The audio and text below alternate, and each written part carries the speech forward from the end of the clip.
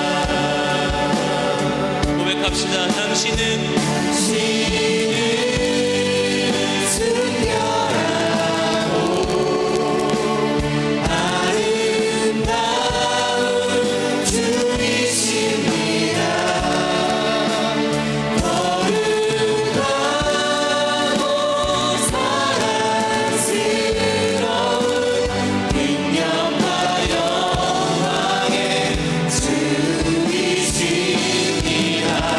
하늘과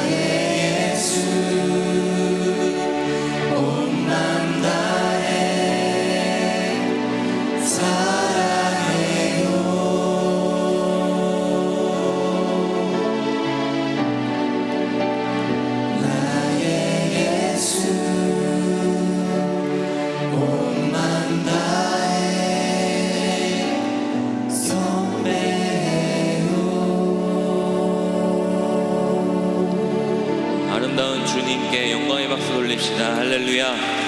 아멘. 시간 다 같이 일어나서 우리 기쁨으로 찬양합시다.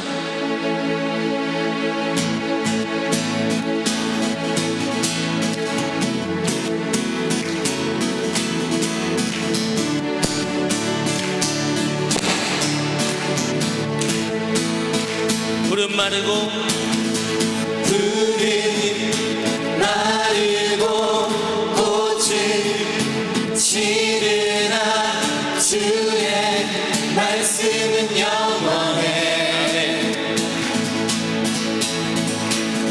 푸른 마르고 꽃은 지르나 주의 말씀은 영원해. 다시 한번 고백해 봅시다.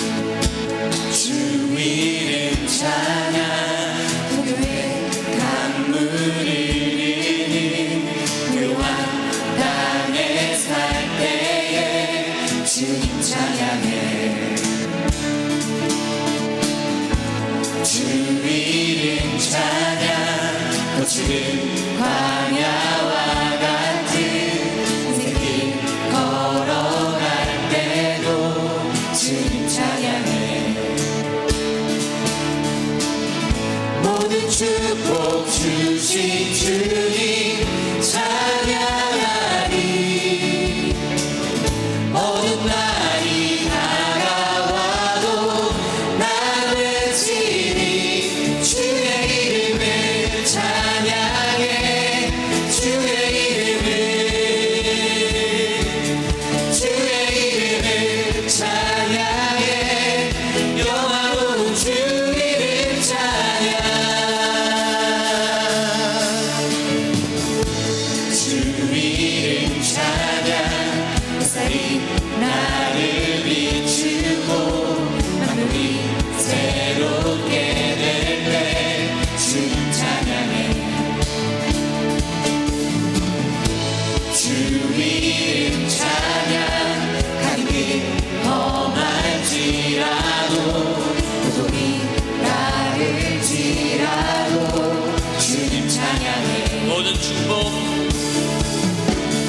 모든 축복 주신 주님 찬양하리. 어두운 날이 다가와도 난 외치리. 주의 이름을 찬양해. 주의 이름을, 주의 이름을 찬양해. 영화로운 주 이름 찬양. 주의 이름을 찬양해. 주의 이름을, 주의 이름을 찬양해. 영화로운 주 이름 찬양. 주님을 주시며 주님을 찾으시네. 내 맘의 한마 주 찬양합니다. 주님을 주시며 주님을 찾으시네. 내 맘의 한마 주 찬양합니다. 주님을 주시며 주님을 찾으시네. 내 맘의 한마 주 찬양합니다. 주의 이름을 찬양해. 주의 이름을, 주의 이름을 찬양해. 영화로운 주 이름 찬양. 주의 이름을 찬양해. 주의 이름을, 주의 이름을 찬양해. 영화로운 주 이름 찬양.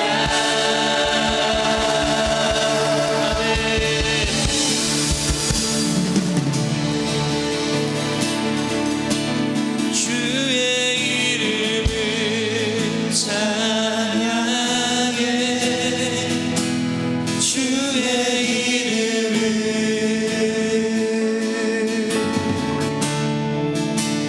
주의 이름을 찬양해. 영화로운 주 이름 찬양. 주의 이름을 찬양해. 주의 이름을,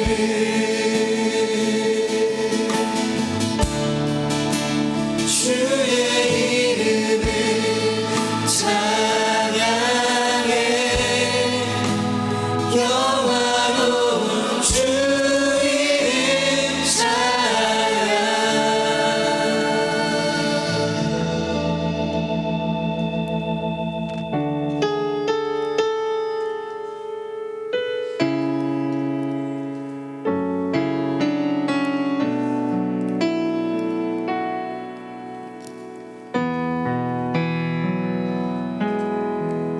주 발 앞에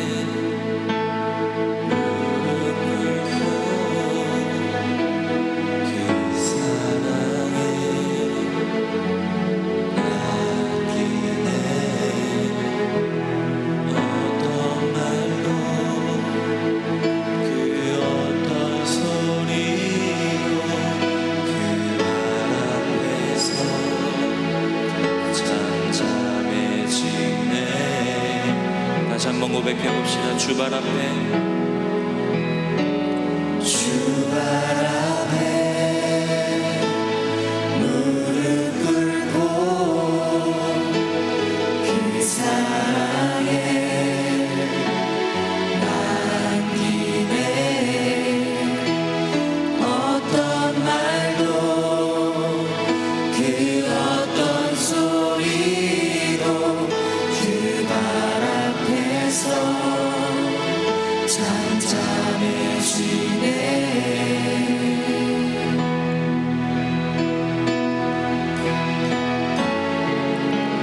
주 나의 사랑 그 발 앞에 앉아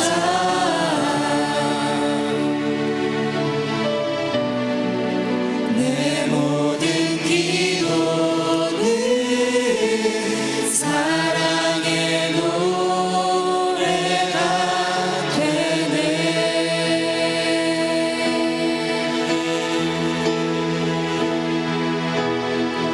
주의 옷자락 만지며 주의 두 발을 씻기며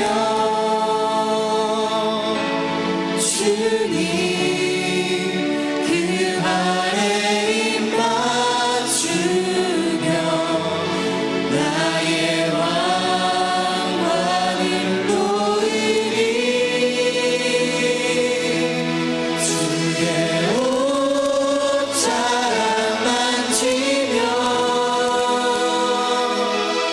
주의 두 발을 씻기며 주님 그 발에 입 맞추며 나의 왕관을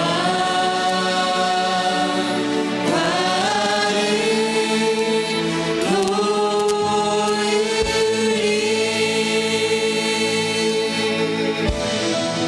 주발 앞에 주발 앞에 무릎 꿇고 그 사랑에 남기네. 어떤 말도 그 어떤 소리도 그 발 앞에서 잠잠해지네.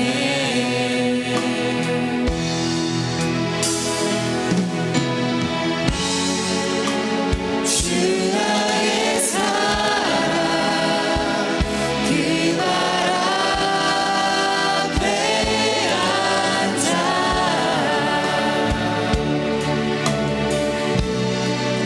내 모든 기도는 사랑의 노래가 되네.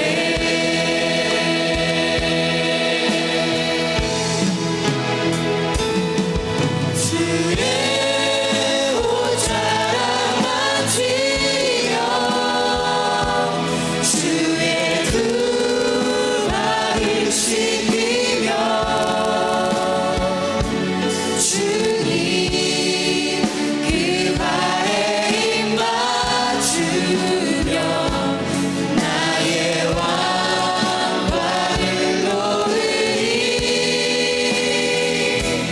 주의 옷자락 만지며 주의 두 발을 씻기며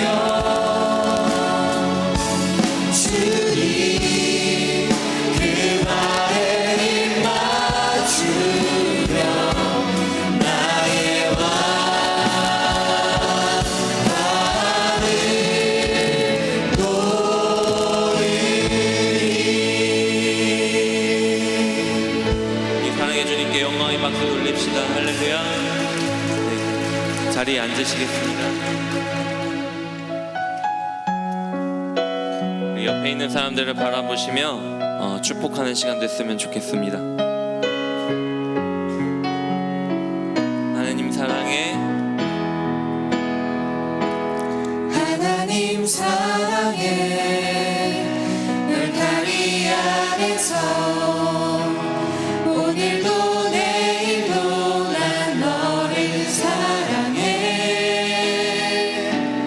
하나님 축복의 울타리 안에서 오늘도 내일도 난 너를 축복해. 세상에서 가장 아름다운 말들로 세상에서 가장 아름다운 말으로 나는 널 사랑해. 나는 널 축복해. 하나님 사랑으로 너를 축복해.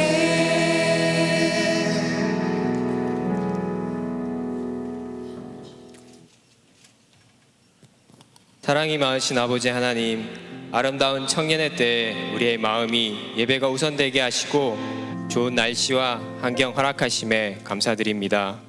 지난 한 주 동안 죄에 무너지고 사람들에게 사랑을 주지 못하였음을 고백합니다. 믿음으로 죄 유혹 가운데 승리하고 하나님 안에서 서로 사랑하고 섬길 수 있는 마음을 허락하여 주시옵소서. 여름 사역들을 은혜 가운데 잘 마무리하게 하심에 감사드립니다. 우리가 받은 은혜와 사랑으로 하나님 영광 돌리는 삶을 살게 하여 주시고 전하고 온 사랑과 복음의 씨앗들이 믿음의 뿌리를 내려 잘 성장하게 하시옵소서. 우리의 마음을 담아 이 물질을 드립니다.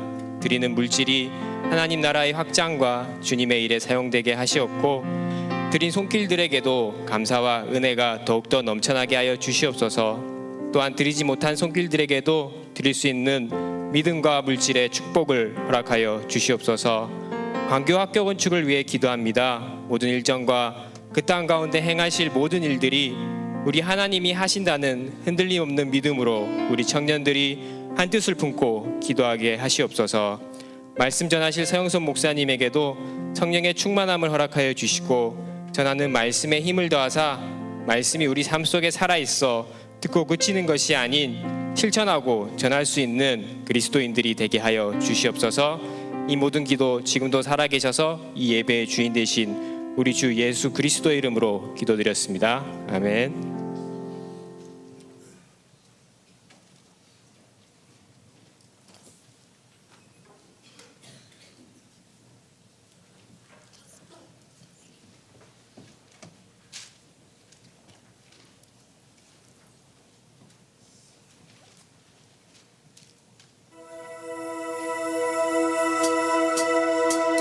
나보다 나를 잘 아시는 주님,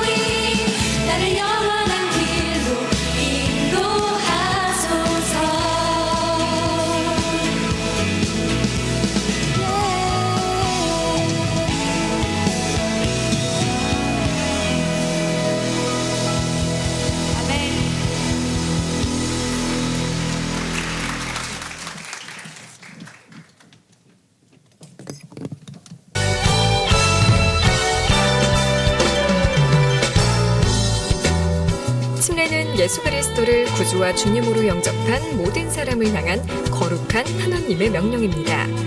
9월 2일 금요일 저녁, 성도로서 신앙생활을 시작하는 출발점이요 중앙교회 교인으로서 진정한 구성원이 되는 침례의식에 아직 침례를 받지 않은 성도 여러분을 초대합니다. 목양국과 안내실에 비치된 침례문답지를 먼저 작성하시면 담당 목회자가 자세한 안내와 침례문답을 해드립니다. 할렐루야. 청년공동체에 준비된 소식을 몇 가지 안내해 드리겠습니다. 화요 성경공부 안내입니다. 매주 화요일 날 7시 30분 아가페실에서 진행되고 있습니다. 많은 청년들께서 참여하고 계시는데요. 주제와 연속과 상관없이 참여하실 수 있으니까 함께 참여하셔서 말씀 공부하시는데 좋은 기회가 되셨으면 좋겠습니다. 매월 첫 번째 주 금요일 날 있는 열기 청년 기도 모임 안내입니다. 이번 주 금요일 7시 30분 아가페실에서 진행됩니다. 이 가을에 말씀과 기도를 통해서 예담 청년으로 성숙해가는 귀한 은혜 시간 되시기를 주님의 이름으로 축복합니다. 지난번에 한번 광고 드렸던 바와 같이 청년들을 위한 외부 공간이 조성 중에 있는데요. 특별히 이번 주에 철거 공사를 시작으로 해서 본격적으로 공간 준비가 시작이 됩니다. 이곳이 영적 성숙과 비즈니스 센터로서의 기능을 잘 감당해서 에베소 교회에 있었던 두란노 학교라든지 또 아덴에 있었던 아레오바고 언덕과 같은 그러한 귀한 영적 성숙을 도모하는 장소가 될 수 있도록 여러분께서 기도로 또 물질로 함께 참여해 주시면 대단히 감사하겠습니다. 다음 주 예배에 선착순 400명에게 2016년 비트윈의 감동을 간직하실 수 있는 기념품을 선물해 드리고자 합니다. 보시는 것과 같이 기도하는 손 함께 선물해 드릴 텐데요. 이 선물을 받으시는 분들은 다음 수련회가 있기까지 기도해 주시면 됩니다. 기도에 참여해 주시고자 원하시는 분들께 400분에게 함께 이 선물을 드리고자 합니다. 교회 처음 나오셨거나 오랜만에 나오신 분 계시면 예배 후에 우측 앞자리로 오시면 신앙생활 하실 수 있도록 친절하게 안내해 드리도록 하겠습니다. 또 특별히 근래에 신천지에서 계속 포교 활동을 하고 있는 모습들을 여러분께서 보셨을 것 같은데요. 불필요한 몸싸움이나 또는 교리 관련된 이야기들을 굳이 하지 않으시면 좋겠습니다. 지혜롭게 피하시고 전단지도 여러분께서 받지 않으셔서 특별히 마지막 시대에 유혹하는 영들의 우리가 진리와 말씀으로 그렇게 우리 스스로를 지켜가실 수 있기를 주님의 이름으로 부탁드립니다. 오늘 우리에게 허락하신 말씀 함께 보도록 하겠습니다. 출애굽기 20장 15절 말씀입니다. 함께 한 목소리로 화면 보시면서 함께 봉독하겠습니다. 시작. 도적질하지 말지니라. 아멘.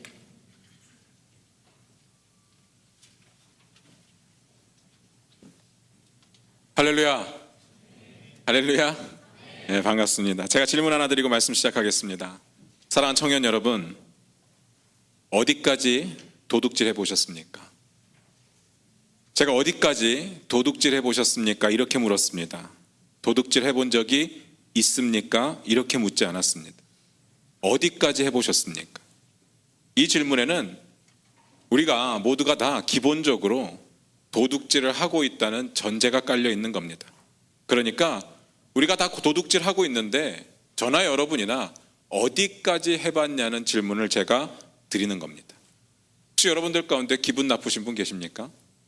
죄송합니다. 용서하시기를 바라고요. 그런데 우리는 정말 알게 모르게 우리가 의도했던지 의도하지 않았던지 간에 우리는 도둑질을 하며 살아가고 있습니다. 제 부끄러운 과거 이야기를 하나 말씀드리겠습니다. 5학년 때 일이었던 걸로 기억됩니다.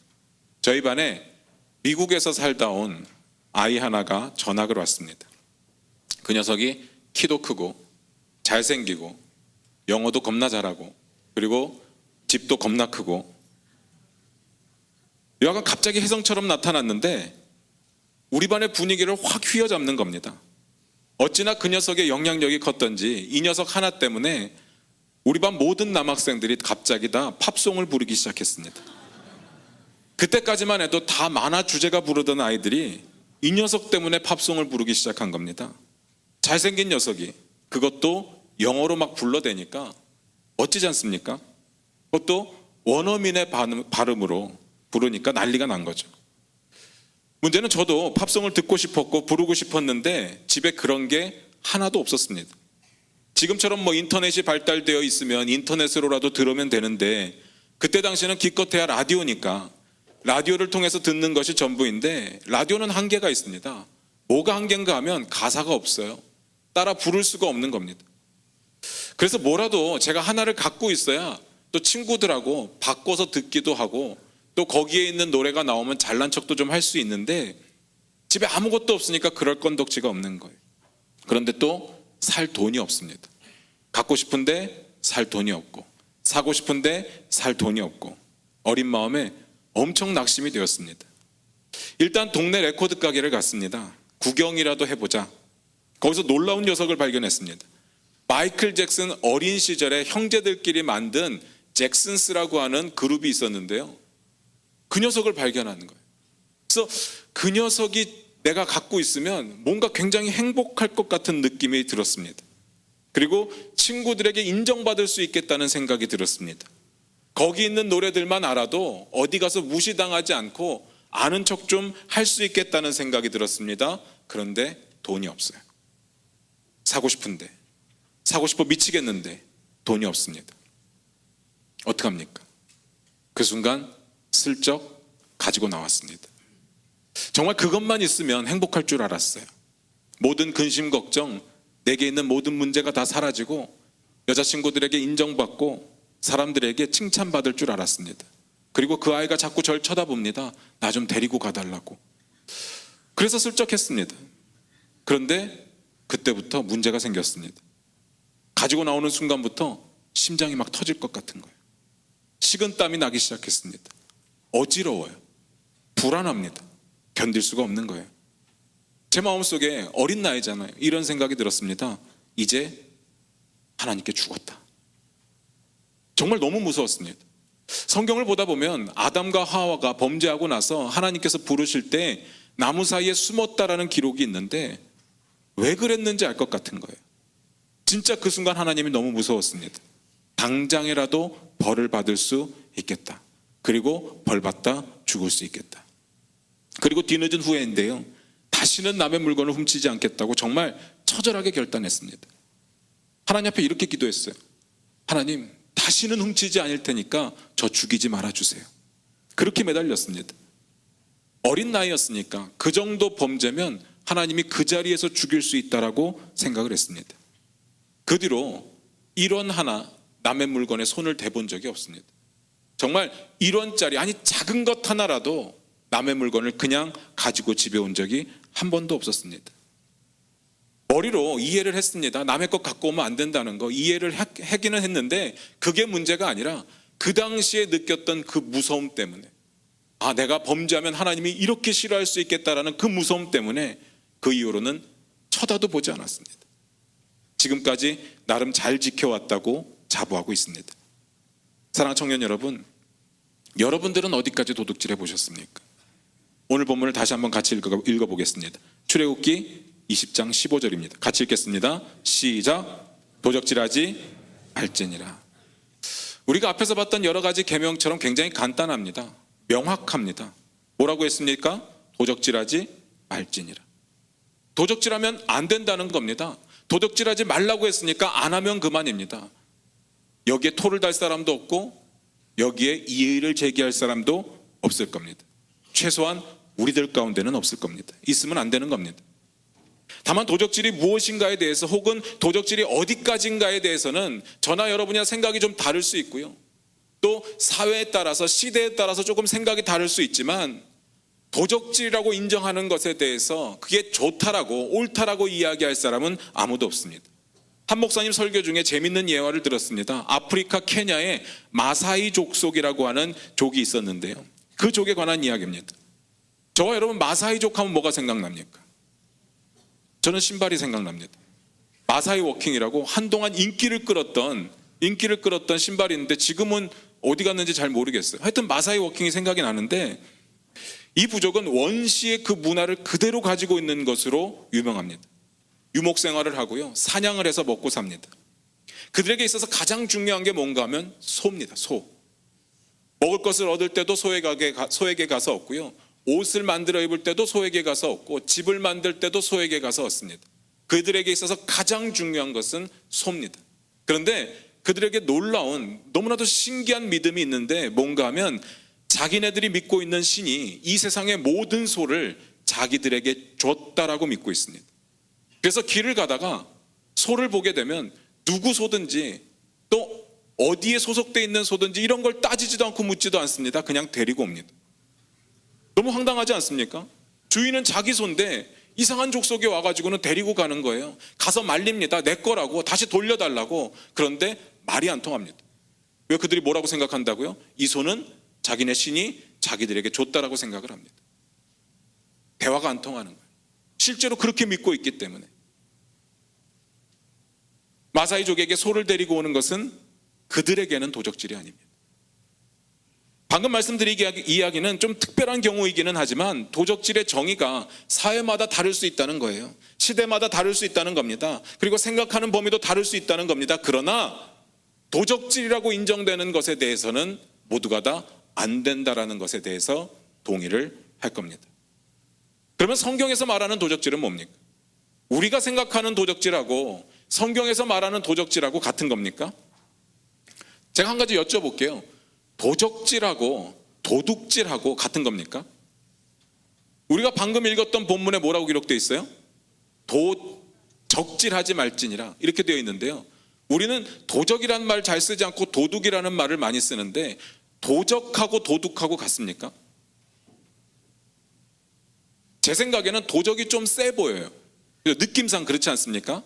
도적이라는 글자 속에 있는 적자라는 단어가 도둑 적자인데, 그 의미가 뭔가 하면 해치다, 공격하다, 이런 의미를 갖고 있어요. 그러니까 제 생각에는 도적이 좀 더 강한 도둑 같은 느낌이 있습니다.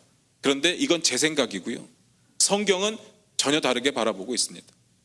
여러분, 성경에서 도둑이라는 단어를 본 적이 있습니까? 헷갈리죠? 여러분이 가지고 있는 성경, 우리가 읽고 있는 성경에는 도둑이라는 말이 없어요.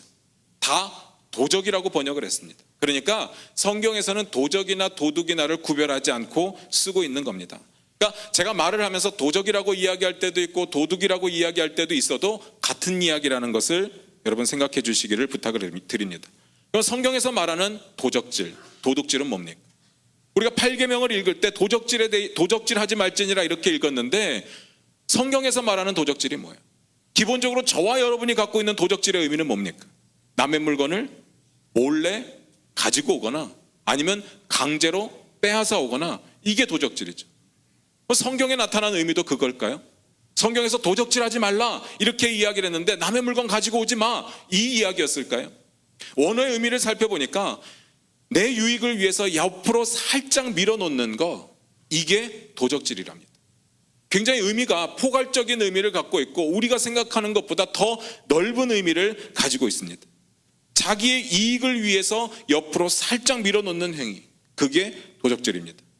여러분, 감이 안 오실 것 같은데 제가 이거를 잘 설명하고 있는 성경의 내용이 있어서 소개해드리고자 합니다. 사도행전 5장 1절부터 5절입니다. 같이 한번 찾아보겠습니다.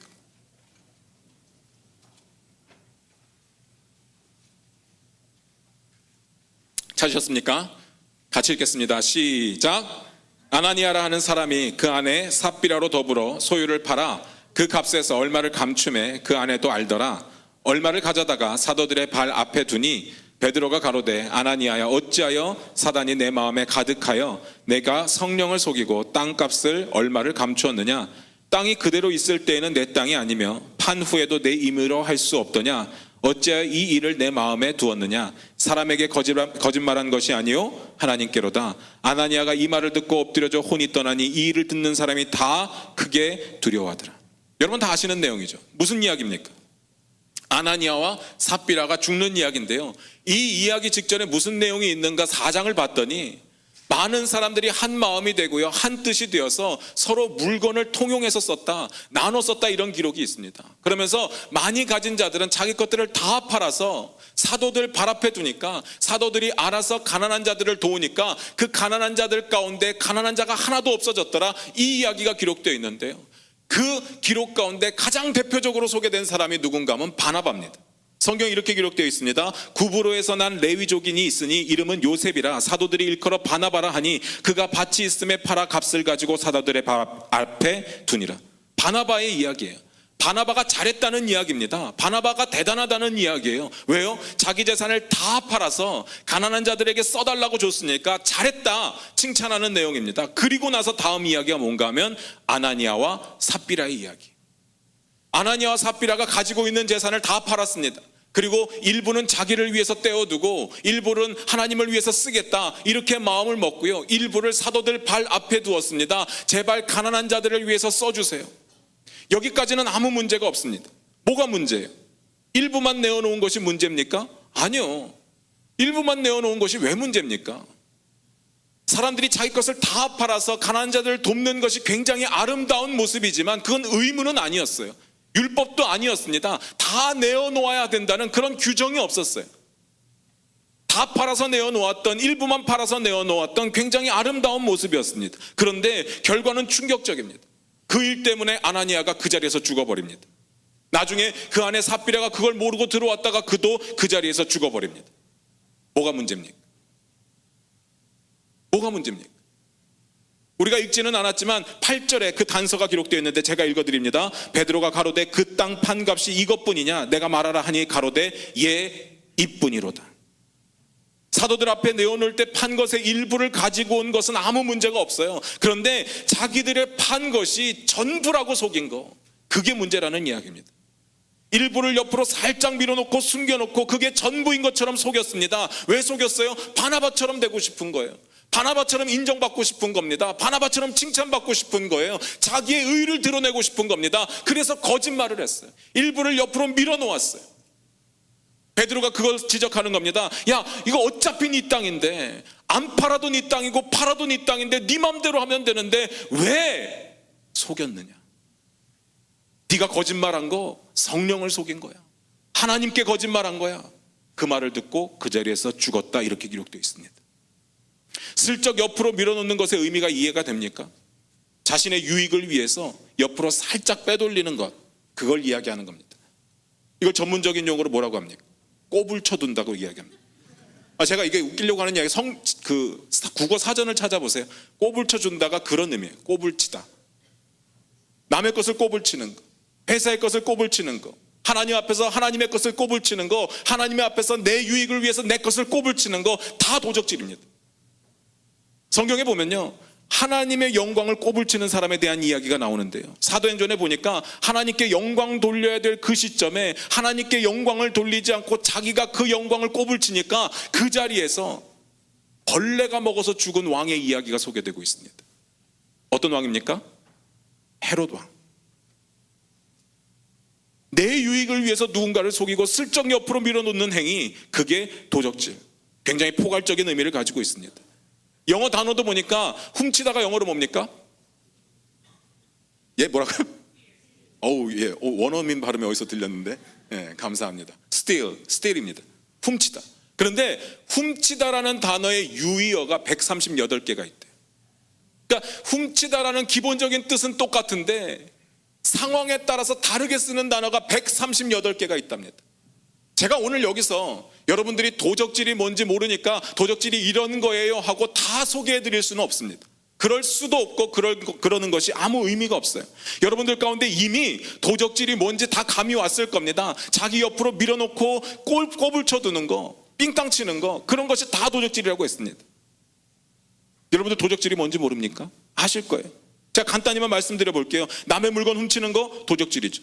남의 물건 빼앗는 거 도적질입니다. 속여서 빼앗는 거 도적질이고요. 속여서 받을 것보다 더 받아내는 것도 도적질입니다. 마땅히 내야 될 것 내지 않는 것도 도적질입니다. 세금 같은 거. 갚아야 될 것 갚지 않는 것도 도적질입니다. 돌려줘야 되는데 돌려주지 않는 것도 도적질입니다. 예전에 저희 어렸을 때는 만화방하고 비디오방이 굉장히 많았습니다. 우리 친구들 중에 만화방에서 만화를 이만큼 빌리고 비디오방에서 비디오를 이만큼 빌려서 안 갖다 주는 녀석들이 있어요. 그리고 자기 친한 친구들에게 이렇게 나눠주는 녀석들이 있었습니다. 도둑질입니다. 그것뿐만이 아닙니다. 자기 것 아니라고 막 갖다 쓰는 것도 도둑질입니다. 그게 시간이든지 물건이든지 마찬가지죠. 특별히 직장인들, 내게 주어진 점심시간 1시간인데 1시간만 써야 되는 거죠. 회사의 물건 내 거 아니라고 가져가면 안 되는 겁니다. 아무리 하찮은 것이라도 안 되는 거죠. 안 그렇습니까? 내 거 아닌데. 불법 다운로드 이런 거 하면 안 되는 겁니다. 남의 답안지 베껴 쓰는 거 안 되는 겁니다. 남의 논문 베껴 쓰는 거 안 되는 겁니다. 다 도적질이에요. 차라리 빵점 맞으십시오. 그렇게 해서 좋은 점수를 받고 그렇게 해서 통과하는 거 하나도 도움이 안 됩니다. 그 순간은 어떻게 넘겼을지 모르겠지만 여러분의 인생에 도움이 되지 않습니다. 오히려 중요한 순간에 여러분의 발목을 붙잡게 될 겁니다. 여러분 많이 봤을 겁니다. 우리가 이래도 되나 했던 것들, 이러면 안 되는데 했던 것들, 상식적으로 걸렸던 것들, 양심적으로 걸렸던 것들 대부분 도적질이라고 생각하시면 돼요. 물론 아닌 것도 있겠지만 대부분 도적질이 맞을 겁니다. 문제는 저와 여러분이 도적질을 심각하게 생각하지 않는다는 거예요. 바늘도둑이나 소도둑이나 하나님의 기준에 미달인 것은 마찬가지예요. 물론 바늘도둑 맞은 사람하고 소도둑 맞은 사람하고 받는 충격은 다르겠죠. 상처는 다를 겁니다. 고통은 다를 거예요. 또 뿐만 아니라 우리가 지불해야 되는 죄값도 다를 겁니다. 그러나 제가 말씀드리고 싶은 것은 하나님께서는 바늘도둑도 도둑으로 보신다는 이야기. 야, 그래 넌 바늘 훔쳤으니까 내가 봐줄게, 이렇게 하지 않는다는 이야기입니다. 여러분 이해가 가십니까? 그래서 심각한 거예요. 작은 도둑질에 대해서 우리만 심각하게 생각하지 않지, 이건 하나님 보시기에는 어마어마하게 심각한 문제입니다. 우리에게 뭐가 문제인가 하면 하나님께서 도적질을 얼마나 싫어하시는지를 깨닫지 못한다는 거예요. 오죽 싫어하시면 십계명에다가 그걸 넣어놨겠습니까? 십계명에 넣을 내용이 그것뿐이었겠습니까? 얼마나 많았겠어요. 그런데 굳이 거기다가 도적질을 넣어놨습니다. 도적질은 크던 작던 많던 적던 심각한 범죄입니다. 십계명에서 이렇게 이야기하지 않았습니다. 야, 큰 도적질은 하지 마, 이렇게 이야기하지 않았습니다. 그런데 우리는 어떡합니까? 몇 억씩 몇십억씩 훔친 사람들을 보면 아 진짜 못된 놈, 도적놈, 이렇게 이야기를 하는데 바늘도둑 약간의 것을 가져가는 거, 이런 것에 대해서는 신경을 쓰지 않는다는 거예요. 왜 하나님께서 도적질을 싫어하십니까? 이걸 이해해야 되는 겁니다. 당하는 사람이 상처받고 당하는 사람이 고통받기 때문에 하나님께서 싫어하시는 것이 분명히 맞습니다. 그런데 제가 생각하기에는 그것뿐만이 아니라는 거죠. 그거보다 더 큰 의미가 있다는 거죠. 그러니까 십계명 가운데 제8계명으로 하나님께서 여기에 넣으신 겁니다. 그게 뭘까요? 왜 도적질을 하나님께서 싫어하십니까? 시편 24편 1절에 이렇게 기록되어 있습니다. 제가 읽어드리겠습니다. 잘 들어보시기 바랍니다. 땅과 거기 충만한 것과 세계와 그 중에 거하는 자가 다 여호와의 것이로다. 누구 거라고요? 여호와의 것이라고요. 하나님의 것이라고요. 그래서 중요한 거예요. 엄밀히 따져볼게요. 여러분들이 가지고 있는 거, 여러분들이 쓰고 있는 거, 여러분들이 영원히 소유할 수 있는 게 있습니까? 죽어서 가져갈 게 있어요? 없죠. 죽으면 어떻게 됩니까? 그 다음 사람에게로 넘어가는 거죠. 그 다음 사람에게로 넘어가는 겁니다. 어느 누구도 영원히 가질 수 없습니다. 왜요? 하나님의 것이니까. 성경에 이렇게 이야기합니다. 다 여호와의 것이로다. 하나님께서 저와 여러분에게 쓸 수 있는 기회를 주신 거예요. 원래 누구 건데? 하나님의 것인데. 그러면 도적질은 뭡니까? 하나님께서 각자의 사람들에게 쓸 수 있는 기회를 주신 것들이 있는데 내가 그 기회를 빼앗아가는 게 도적질입니다. 물건을 훔쳐가는 것뿐만이 아니라 하나님께서 통치의 질서를 만들어 놓으셨습니다. 이만큼 번 사람은 이만큼 쓸 수 있도록, 이만큼 일한 사람은 이만큼 쓸 수 있도록 그렇게 질서를 만들어 놓았는데 그 질서에 대한 도전을 하는 거예요. 하나님이 허락하신 그 사람이 써야 될 것을 내가 빼앗아 쓰는 겁니다. 하나님에 대한 도전이에요. 그래서 하나님이 싫어하시는 겁니다. 군대 다녀온 청년들 다 아실 겁니다. 요즘 군대는 어떤지 모르겠지만 예전에는 군대에서 그렇게 훔쳐가는 사람들이 많았습니다. 심지어는 팬티도 훔쳐가요. 팬티에다 이름 써놔도 훔쳐갑니다. 이름 쓴 팬티를 훔쳐갈 정도면 말 다 한 거죠. 다 가져간다는 얘기예요. 여러분들이 남자를 좀 이상하게 볼 수도 있는데 남자들도 팬티를 나눠 입는 것을 좋아하지 않습니다. 기본적으로 안 좋아해요. 근데 군대에 가면 사람들이 훔쳐간다는 거예요. 그러면서 이렇게 이야기를 합니다. 뭐라고 이야기합니까? 훔친 게 아니라 위치 이동이라고 이야기를 해요. 개업아 그러니? 군대 물품은 개인 소유가 아니에요. 보급품입니다. 주인은 나라 거예요. 그러니까 어디에 있든지 나라 것만 인정해주면 된다는 거죠. 나는 위치만 이동시켰다는 겁니다. 맞는 이야기입니까? 아니요. 틀린 이야기예요. 그래서 질서가 어마어마하게 무너지는 겁니다. 신병들이 그렇게 낡은 팬티를 입을 수밖에 없는 이유가 거기에 있는 거예요. 너무 힘든 거죠. 너무 고통스럽습니다. 질서를 망가뜨리는 겁니다. 그게 도둑질입니다. 하나님의 질서를 무너뜨리는 거, 하나님의 질서에 대해서 도전하는 거, 그게 도둑질입니다. 모든 것은 다 하나님의 것입니다. 그리고 저와 여러분이 가지고 있는 것들, 누리고 있는 것들, 저와 여러분에게 관리할 수 있는 기회, 사용할 수 있는 기회를 주신 것이지 영원히 소유하라고 주신 것이 아닙니다. 그럼 어떻게 해야 됩니까? 도적질 하지 말아야죠. 간단합니다. 안 훔치면 되는 거예요. 도적질 안 하면 되는 겁니다. 그런데 그게 쉽지 않더라. 알아도 안 되는 게 우리의 죄성이고요. 부지불식 중에 저지르는 게 도적질입니다. 안 하고는 못 견디는 게 도적질입니다. 우리가 도적질을 하지 않기 위해서 기억해야 할 3가지가 있습니다. 첫 번째, 하나님께서 살아계시다는 사실을 꼭 기억하셔야 됩니다. 실존하시는 하나님에 대해서 기억하셔야 됩니다. 하나님께서 살아계시다는, 진짜로 살아계시다는 확신을 갖고 있는 사람이, 그리고 하나님께서 죄를 미워하시는데 어마어마하게 미워하신다는 사실을 아는 사람이 쉽게 도적질할 수 없죠. 도적질뿐만이 아닙니다. 어떠한 범죄도 쉽게 저지를 수가 없는 겁니다. 왜요? 살아계신 하나님이 쳐다보고 계시니까. 그 앞에서 도적질을 한다? 미치지 않고서야 불가능한 겁니다. 간이 배 밖으로 나온 사람만 가능한 겁니다. 제가 제1계명 설교할 때 말씀드렸습니다. 우리는 하나님의 얼굴을 피할 방법이 없다고 했습니다.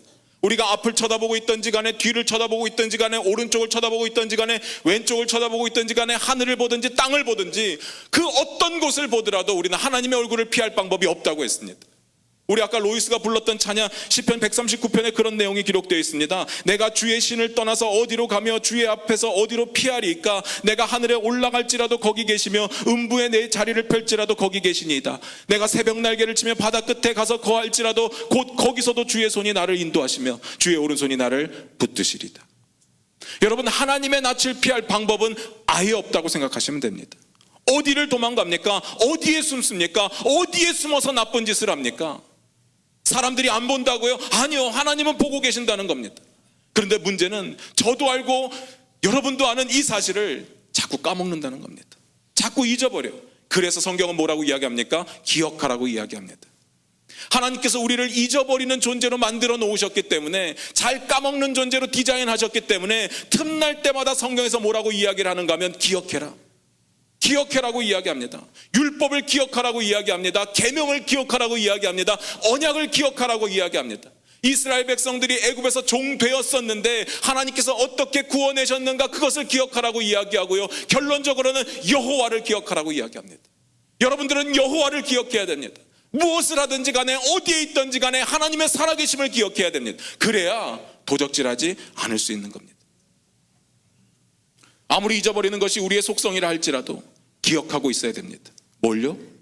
하나님이 진짜로 살아계시다, 진짜로 내 앞에 계시다, 이거를 인식해야 되는 겁니다. 두 번째, 하나님께서 만물의 주인 되심을 기억하시기 바랍니다. 앞에서 말씀드렸습니다. 모든 것이 다 하나님의 것입니다. 우리에게 잠깐 쓸 수 있는 기회를 주셨습니다.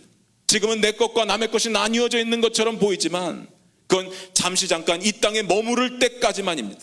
그것조차도 하나님께서 거두시겠다고 하면 거둬가시는 겁니다.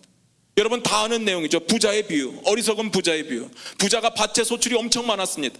농사가 잘 되었나 봐요. 성경에 뭐라고 기록되어 있는가 하면 그의 소출이 많아서 곡간이 좁아졌다고 이야기합니다. 쌀둘 곳이 없다고 이야기합니다. 그가 어떤 결정을 내립니까? 곡간을 헐고 새 곡간을 짓고 거기에다 쌓아두겠다. 그러면서 이렇게 이야기합니다. 내가 편히 쉬고 내가 먹고 내가 마시고 내가 즐거워하겠다.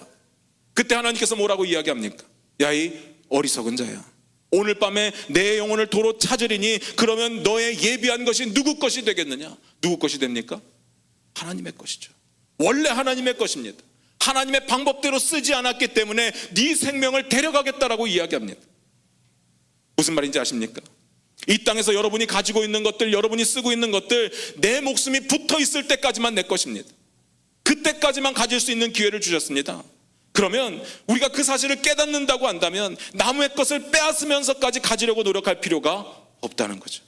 어차피 하나님의 겁니다. 어차피 영원히 소유할 수 없습니다. 그런데 불법을 저지르면서까지, 다른 사람들을 아프게 하면서까지, 하나님의 진노를 감당하면서까지 남의 물건을, 남의 것을, 남의 시간을 가지고 갈 이유가 없는 거죠. 하나님께서 걷어가시면 그만입니다. 저와 여러분의 목숨이든지 우리의 소유든지 그걸 뭐하러 불법적으로 가지려고 애를 씁니까? 여러분, 이걸 기억하셔야 됩니다. 마지막 세 번째입니다. 하나님께서 원하시는 곳에 관심을 가지십시오. 성경 한 구절 보겠습니다. 에베소서 4장 28절입니다. 같이 찾아보겠습니다.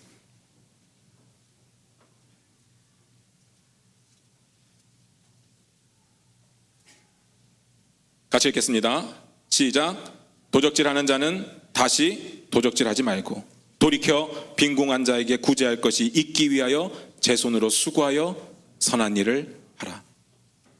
방금 읽었던 구절에 보니까요, 도적질하는 사람은 도적질하지 말라 이렇게 되어 있습니다. 지금까지 그 이야기한 거잖아요. 우리가 이전에 도적질을 했었어도, 알고 했건 모르고 했건 간에 도적질을 했었어도 이제 이후로는 하면 안 된다는 이야기를 하고 있는 겁니다. 근데 도적질하지 않는다라고 마음에 다짐한다고 도적질을 안 하느냐? 그건 아닌 거죠. 그러면서 뭐라고 이야기를 합니까? 여러 가지 눈에 띄는 서술어가 있는데 영어 성경을 보니까 이 문장의 주된 서술어는 뭔가 하면 일을 하라는 겁니다. 도적질하지 않기 위해서 일을 하라. 그리고 그 일한 것으로 뭐를 하란가 하면 필요로 하는 사람, 가난한 사람들을 구제하여 주라. 생각만 하지 말고 여러분의 삶 가운데, 여러분의 생각 가운데 하나님의 일을 감당하라는 거죠. 생각만 하고 결단만 하는 거 누구든지 할 수 있어요. 야, 나 이거 잘못됐거나 후회하는 거 누구든지 할 수 있습니다. 거기서 끝나면 또 도둑질할 수밖에 없는 상황이 찾아올 거예요. 안 된다는 거죠. 그럼 어떻게 해야 됩니까? 하나님의 일로 여러분의 삶을 채워야 된다는 겁니다. 하나님께서 관심 갖는 곳에 여러분의 삶을 가지고 가라는 이야기입니다. 하나님이 원하시는 일을 여러분의 삶 가운데 이루라는 겁니다. 결단만 하지 마시고 여러분의 삶에 그 결단에 알맞은 행동이 따라와야 될 줄로 믿습니다. 끊을 것 끊고 할 것은 해야 되는 것, 그게 신앙생활입니다. 제발 마음만 먹지 마시기 바랍니다. 여러분의 삶 가운데 실천하시기를 주님의 이름으로 부탁드립니다. 제 이야기 하나만 하고 마치겠습니다. 제가 미국에서 담임 목회를 했다는 이야기 여러 번 드렸습니다. 그러다가 한국에 와서 또 담임 목회를 했다는 이야기도 여러 번 드렸습니다. 그리고 오늘 말씀 시작할 때 제가 어린 시절에 도둑질 한 번 하고 너무 놀래가지고 그 이후로는 남의 돈 1원도 가져간 적이 없다는 이야기도 말씀을 드렸습니다. 그래서 나름대로 깨끗하게 살았다고 자부한다는 이야기도 말씀드렸습니다. 2006년 3월에 한 선배에게서 전화가 왔습니다. 자기가 담임하고 있는 교회를 이제 사임할 텐데 혹시 서 목사가 담임 목회할 마음이 있어요? 라고 물어보는 거예요. 당연히 있다고 그랬죠. 그때 당시에 담임 목회지를 찾고 있었으니까. 그랬더니 그 선배가 이렇게 이야기합니다. 그러면 빨리 이력서를 써서 저한테 보내주세요. 그래서 빨리 써서 보내줬습니다. 저는 그분이 지원하라고 해서 지원을 했으니까 그렇게 하면 되는 줄 알았죠. 뭔가 우선순위가 있는 줄 알았습니다. 그런데 아무리 기다려도 연락이 없는 거예요. 그 선배 목사도 전화가 안 오고 교회에서도 연락이 없고 이상했습니다. 저는 제가 되는 줄 알았거든요. 그런데 학교에 공지가 붙었어요. 낙스빌 한인 침례교회 담임 목사 청빙 공고. 내용들이 쫙 붙었습니다. 이게 뭐지? 저기 내가 갈 텐데 이거 왜 붙였지? 형식적으로 하는 건가? 이런 생각을 했어요.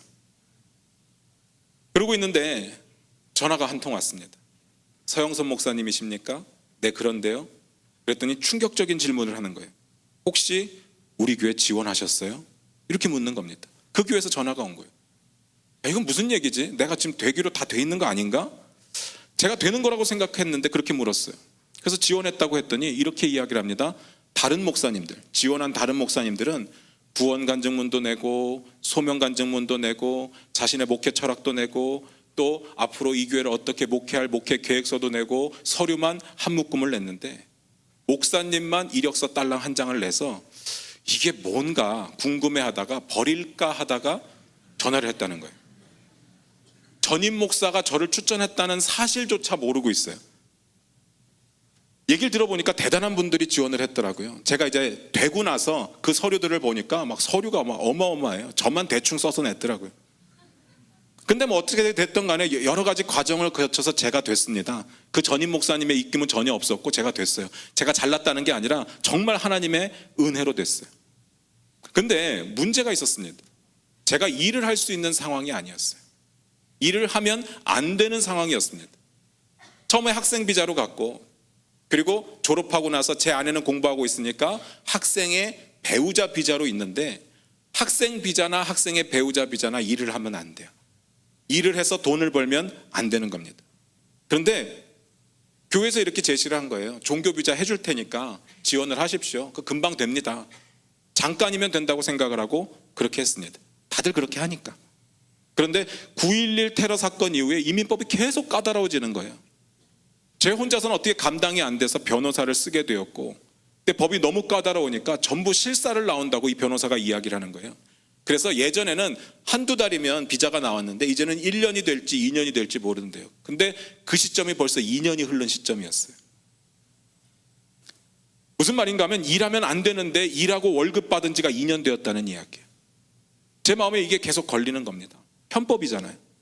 일도 하면 안 되고 월급도 받으면 안 되는데 제가 다 어긴 거예요. 그리고 월급을 받은 거예요. 그리고 설교는 뭐라고 해요? 오늘처럼 정직하라고 이야기하죠. 하나님 앞에 정직하게 사시라고. 도적질하면 안 된다고 이야기를 합니다. 걸리는 거예요. 처음 시작할 때는 그랬어요. 다들 그렇게 하니까. 이렇게 생각하고 넘겼는데, 기도하면 할수록 하나님께서 제게 주시는 마음이 뭔가 하면, 이러한 편법은 도적질이야. 이런 마음을 주시는 거예요. 제가 어렸을 때 도적질하고 나서 마음속에 그 무서운 감정 느꼈다고 말씀드렸잖아요. 제 나름대로 도적질 안 하고 살려고 엄청 노력했는데 이게 도적질이라는 마음을 주시는 거예요. 무서워지기 시작했습니다. 물론 구원받는 데는 문제 없겠죠. 하나님께서 사랑하셔서 저를 구원하셨으니까. 그런데 하나님이 싫어하시는 일을 하고 있으니까 하나님의 징계는 받겠다는 생각이 들었어요. 괴로웠습니다. 견딜 수가 없어요. 그래도 주변에서는 막 칭찬합니다. 야, 어린 목사가 목회 잘하네. 야, 어린 목사가 어떻게 이렇게 목회를 잘하지? 제가 갔을 때 20명이었는데 100명으로 1년 안에 부흥했거든요. 미국에서요, 그 동네 한국 사람이 1000명밖에 없는데 100명이 그 교회 다니면 10분의 1이 다니는 거예요. 수원으로 따지면 120만인가요? 12만 명이 다니는 거예요. 이런 비교가 말이 안 되는 건 알지만 어쨌든 그렇게 잘했다는 이야기예요. 사람들은 막 칭찬해요.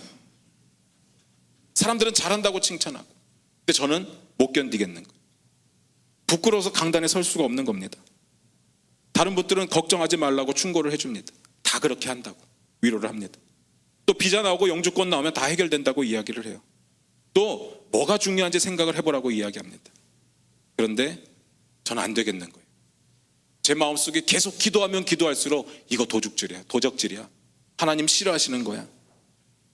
변호사하고 한참을 이야기했습니다. 제가 이 상황을 이야기를 했어요. 가장 빨리 받을 수 있는 방법이 뭐냐 물었더니 한국에 가서 비자를 받으면 금방 나온대. 그날 결정되고 다음날 나온대. 그런데 안 되면 못 들어온대요. 좀 리스크가 있기는 하지만 이렇게 열심히 했는데 안 될 리가 없잖아요. 교회도 잘 되고 있으니까. 다들 말렸습니다. 많은 사람들이 제 이야기를 듣더니 그렇게 비자 받아서 들어온 사람이 한 사람도 없으니까 가지 말라고 말립니다. 그래서 저는 그것밖에는 방법이 없다고 생각을 했어요. 교인들에게 이야기했습니다. 나 이러이러해서 너무 힘드니까 한국에 비자 받으러 갔다 오겠습니다. 참 감사한 게 교인들이 제 성격을 아니까 그렇게 하라고 이렇게 인정을 해줬어요. 그리고 비행기표도 끊어주고 갔다 오라고 여비도 주고. 그런데 부담이 너무 크기는 했습니다. 만약에 이게 안 되면 제가 잃을 게 너무 많은 거예요. 제 안에 공부 안 끝났죠. 저는 첫 담임 목회지, 정말 애정을 쏟았던 첫 담임 목회지를 잃게 되죠. 아이들은 어떡합니까? 미국에서 자란 아이들이 한국에 들어오면 적응 안 되죠. 무엇보다도 제가 8년 동안 미국에서 살았는데 그 자리 잡았던 모든 것들을 한순간에 잃게 되는 겁니다. 제가 한국을 들어간다고 생각하고 가면 다 정리해서 가지고 가면 되는데 그냥 들어가는 거잖아요. 만약에 못 들어오면 그거 다 없어지는 거죠. 또 그 나이에 아무것도 없이 한국에 다시 와서 다시 시작한다? 이건 말이 안 되는 겁니다. 인생이 걸린 문제잖아요. 이게 안 되면 말지 할 수 있는 그런 상황이 아니었어요. 많은 사람들이 그렇게 이야기하잖아요. 미국 간 지 3년만 되면 한국 못 돌아온다고요. 근데 제가 8년 넘게 있었으니까 잃을 게 너무 많죠. 너무 많은 거예요. 제 전부를 잃는 거예요. 그래도 이 상태로 목회하는 것은 도둑질하고 있는 것이야 라는 생각이 계속 드는 겁니다. 정부를 속였죠. 사람들을 속였습니다. 결국은 내 이익을 취하고 있는 겁니다. 그건 도둑질. 한국으로 돌아오기로 결정했습니다. 그리고 어떻게 되었을까요? 어떻게 되었을까요? 결론이 너무 충격적이었어요. 우리가 생각했던 옵션은 뭔가 하면 된다, 안 된다. 되면 다음날 비자 받아서 가면 되고요. 안 되면 깔끔하게 포기하면 되는데 그 영사가 이렇게 이야기를 하는 겁니다. 서류가 뭔가 부족한 것 같다고. 뭔가 이해가 안 간다는 거예요, 상황이. 그래서 그 서류를 준비해서 내래요. 그 서류를. 그러면서 자기네가 좀 더 검토를 해볼 테니까 다시 연락을 주겠다고. 그래서 다시가 언제냐고 물어봤더니 4개월 안에 연락을 주겠다는 거예요. 이게 말이 안 되는 시간이잖아요. 4개월. 지금 저희 집이 엉망이 된 상황이에요. 만약에 4개월이면 그 4개월 동안 어떤 일들이 벌어졌는가 하면 저희 가족이 4식구잖아요. 저하고 아들은 아버지 집에, 제 아내하고 딸은 처갓집에 이렇게 찢어져서 있는 거예요. 집이라도 크면 한 집에 모여 살 텐데 집이 좁으니까 찢어져 있는 거예요. 저희만 힘든 게 아니라 저희 부모님도 힘들고 처갓댁 장인어른 장모님도 힘들고 너무 다 힘든 상황을 4개월을 겪었어요. 그리고 4개월 후에 편지가 한 장 나올, 정확하게 4개월 후에 오더라고요. 좀 더 일찍 올 거라고 생각했는데 딱 4개월 후에 왔는데 서류를 아까 그때 이상하다고 한 서류를 준비해서 내래요. 그래서 그거를 미국에 요청해서 받았더니 한 달이 지났더라고요. 그걸 냈어요. 또 한 달 후에 다시 편지가 왔습니다. 네 서류를 검토하고 있던 중에 이민법이 바뀌었으니 또 다른 서류를 내라. 이런 법이 어디 있어요? 제가 냈을 시점에 검사받을 시점의 것으로 해야지 하던 중에 바뀌었다고 다시 내라는 거예요. 그래서 미국에 물어봤습니다. 이거 준비하는데 얼마나 걸리냐? 2개월 걸린대. 벌써 6개월이 지난 시점이었어요. 2개월 걸린대. 그리고 2개월 후에 받아서 내가 냈을 때 된다 안 된다라는 보장이 없는 거예요. 너무 힘든 상황이에요. 완전 저희 집, 저희 어머니 집, 또 처가댁이 다 완전 폭탄 맞아서 엉망이 되어 있는 상황입니다. 도저히 견딜 수가 없는 거예요. 무엇보다도 아이들이 서로 찢어져 있고 엄마 아빠 떨어져 있고 하여튼 막 집안이 불안하니까 애들 성격이 조금씩 이상해지는 거예요. 그래서 결국은 포기하기로 결단을 했습니다. 미국에 있는 모든 것들을 다 포기하겠다. 목회지도 포기하고 미국에 놓고 온 그런 것들 다 포기하고 그리고 다시 여기서 시작해야 된다. 제 아내의 공부 잘 모르겠다. 미궁 속으로 빠졌습니다. 아이들의 교육 포기했습니다. 하나님의 말씀 하나를 지키기 위해 선택한 결과가 너무 가혹한 거예요. 너무 잔인하잖아요. 제 모든 인생 그 도적질하지 말라는 그 8계명 하나 때문에 다 날린 거잖아요. 너무 가혹하다는 생각이 들었습니다. 물론 예상은 했었죠. 안 되면 망한다. 예상은 했어요. 그런데 막상 당하고 나니까 죽을 것 같은 겁니다. 진짜 힘들었어요. 그 시간들이. 약 8개월의 그 어마어마했던 시간들, 그리고 다시 시작하는 시간들. 그런데 지금 뒤돌아보니까요, 그럴 만한 가치가 있는 것이었습니다. 아니, 그랬어야 되는 겁니다. 왜요? 하나님께서 그러라고 했으니까. 도적질하지 말라고 했으니까. 네 유익을 위해서 옆으로 슬쩍 밀어놓지 말라고 했으니까. 꼬불치지 말라고 했으니까. 속이지 말라고 했으니까. 그랬어야 되는 겁니다. 이거 한 구절을 지키기 위한 거면 더 큰 손해도 감수해야 되는 것이 믿는 자의 자세입니다. 그러니까 제가 여러분들에게 도적질하지 말라고 목사로서 이야기할 수 있게 되었습니다. 그것 하나만으로도 가치가 충분하지 않겠습니까? 사랑하는 청년 여러분, 다시 물을게요. 여러분들은 어디까지 도적질해 보셨습니까? 물론 남의 물건은 안 훔쳐 보셨겠죠. 그런데 남의 눈을 속이고 내 유익을 취하는 약간은 불법적이고 약간은 비상식적인 그러한 모습이 저와 여러분들에게 있지는 않았습니까? 사랑하는 청년 여러분, 제가 늘 말씀드리는데요, 하나님은 이 시대에 깨끗하기를 원하세요. 정직한 자를 찾으세요. 하나님의 말씀에 다 버리고 순종할 수 있는 자를 찾으십니다. 우리의 결단이 우리를 위험에 빠뜨릴 수 있습니다. 우리의 결단이 우리를 어려움 가운데로 넣을 수도 있습니다. 그런데 저와 여러분, 결단하셔야 됩니다. 그리고 결단하는 것으로 끝나지 마시고 하나님이 원하시는 것을 알았으면 행동으로 실천하시기를 주님의 이름으로 축원드립니다. 사랑하는 청년 여러분, 도적질하지 마시기 바랍니다. 잠깐 한번 기도하겠습니다.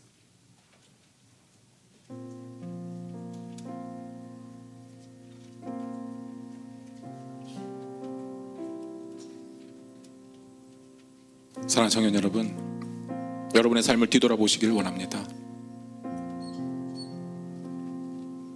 우린 정직했습니까? 남의 것에는 눈 돌리지 않았습니까? 특별히 직장인들 어떻습니까? 점심시간 12시부터 1시면 1시간만 써야죠. 혹시 12시부터 1시인데 1시 반에 들어오고 그리고 월급은 받고. 제가 재밌는 글을 하나 읽었는데 어떤 사람이 그냥 우스갯소리로 이렇게 글을 썼습니다. 그냥 웃지 말고 그냥 듣기만 하세요. 웃으면 안 됩니다. 똥은 직장에서 싸야 된대요. 왜냐하면 똥 싸면서 돈 벌 수 있는 유일한 방법이니까. 기가 막힌 얘기죠. 회사 것은 내 것이다라고 착각하진 않습니까? 학교 것은 내 것이다라고 착각하진 않습니까? 공공으로 쓰는 거 그냥 가져다가 우리 집에서 쓰면 된다고 생각하지 않습니까? 막 써도 된다고 생각하진 않아요. 종이컵, 나무젓가락, 정말 치사하게 따질 수 없는 그런 것들 내 것 아니라고 막 써버리진 않았습니까? 하나님 앞에 정직했어야 됩니다. 내 시간도 소중하지만 나를 고용한 사람, 나를 쓰고자 하는 사람의 시간도 소중한 건데 돈을 받으면서 엉뚱한 짓 하진 않았습니까? 어떻게 하면 세금을 안 내려고 노력하진 않았습니까? 남의 것을 빌려놓고 갖다 주지 않으려고 노력하진 않았습니까? 갚아야 되는 돈이 있는데 차일피일 미루고 사람을 힘들게 하진 않았습니까?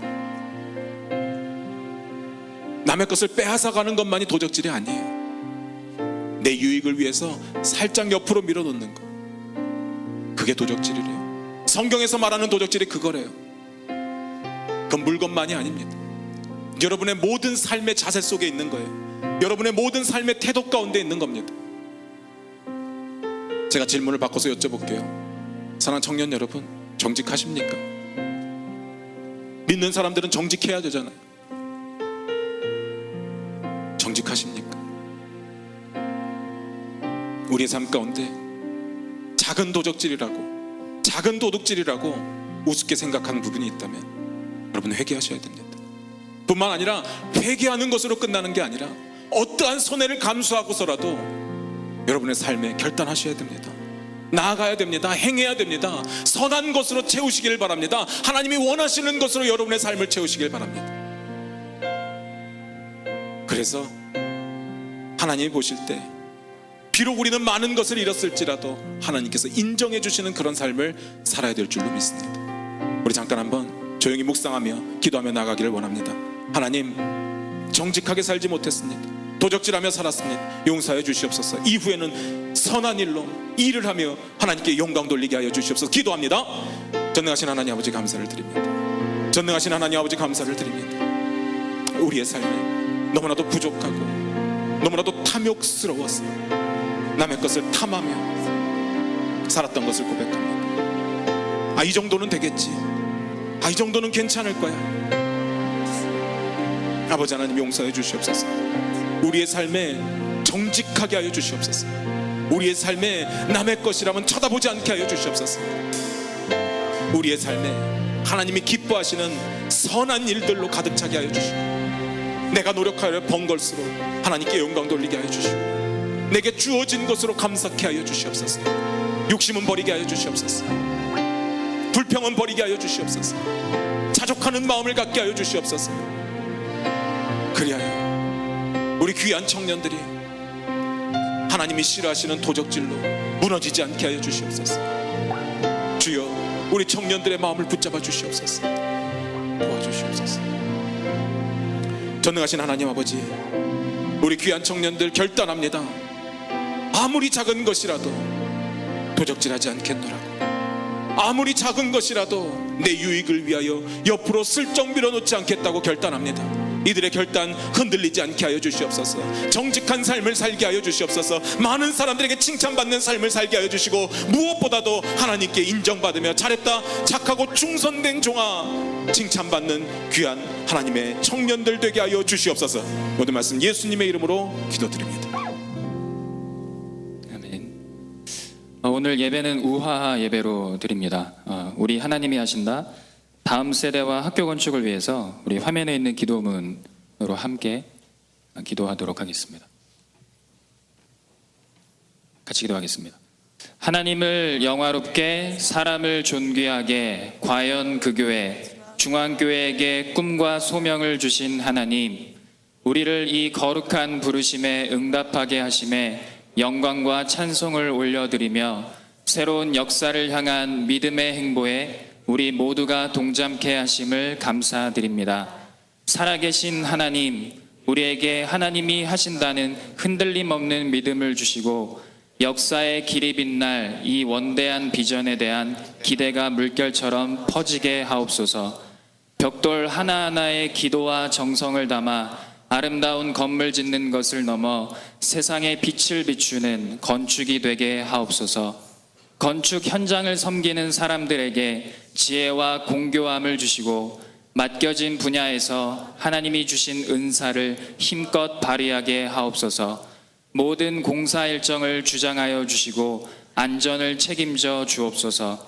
2018년 개교에 필요한 교육가와 행정가를 보내주시고 좋은 교사와 스텝을 예비하여 주옵소서. 하나님, 우리 학교가 대한민국 교육을 선도하는 역할을 감당하게 하옵소서.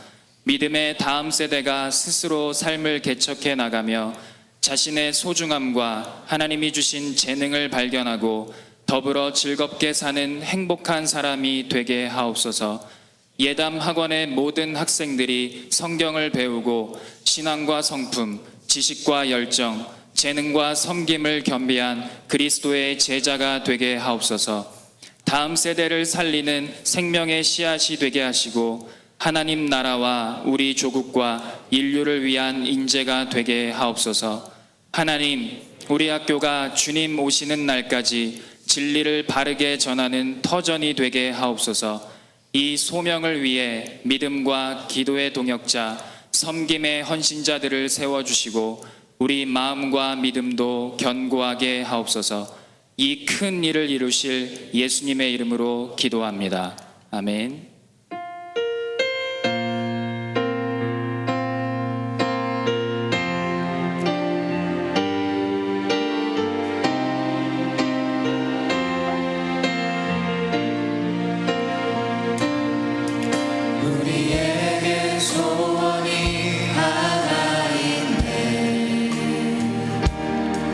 주님 다시 오실 그날까지